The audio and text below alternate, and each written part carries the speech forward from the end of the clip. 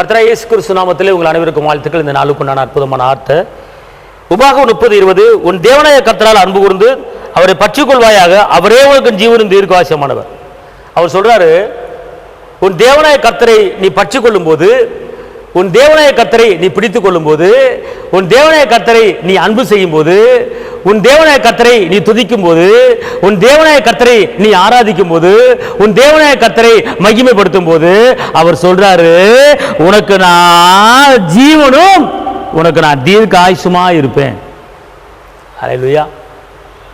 இன்னைக்கு உலகத்துல எத்தனையோ பேர் யாரையோ பற்றி கொள்றாங்க, யாரையோ தேடுறாங்க, யாரையோ நம்புறாங்க.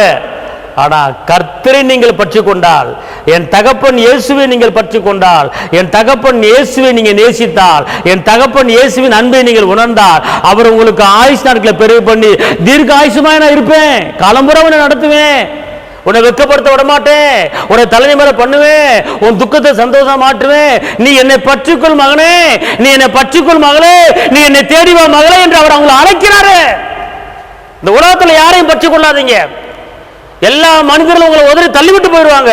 ஆனா இயேசுவை பற்றி கொண்டால், இயேசுவை நீங்கள் அண்டிக் கொண்டால், இயேசுவை நீங்கள் தேடினால், கடைசி வரைக்கும் உங்களை கரமெடுத்து நடத்துகிற ஒரே தெய்வம் அது இயேசு ஒருவரே. இயேசு ஒருவரே. அதனால அவரை பிடிச்சுக்கோங்க, அவரை விட்டுறாதீங்க. அவர் தான் வழி, அவர் தான் சத்தியம், அவர் தான் ஜீவன். அவர் இல்லாம யாரும் பரலோகத்துக்கு போக முடியாது.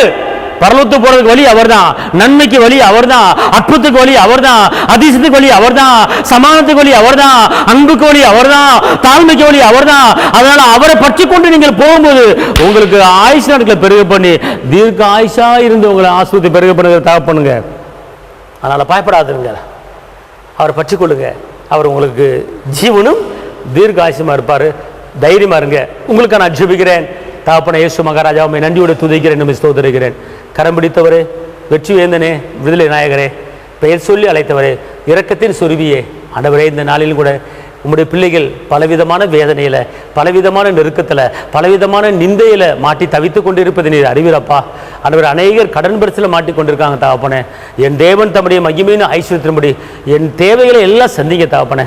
அதனால எல்லாவற்றையும் நீங்கள் மன்னிச்சு இந்த பிள்ளைகளை மலை மேல் இருக்கிற பட்டணங்களை உயர்த்துங்க தகப்பனே. இதுவரை நடத்தின எல்லா காரியத்துக்கும் நன்றி ராஜா. விண்ணப்பத்துக்கு பதில் தாங்க, இயேசுவின் நாமத்தில் பிதாவே, ஆமேன். கர்த்தர் உங்களை ஆசீர்வதிப்பார். ஹல்லேலூயா.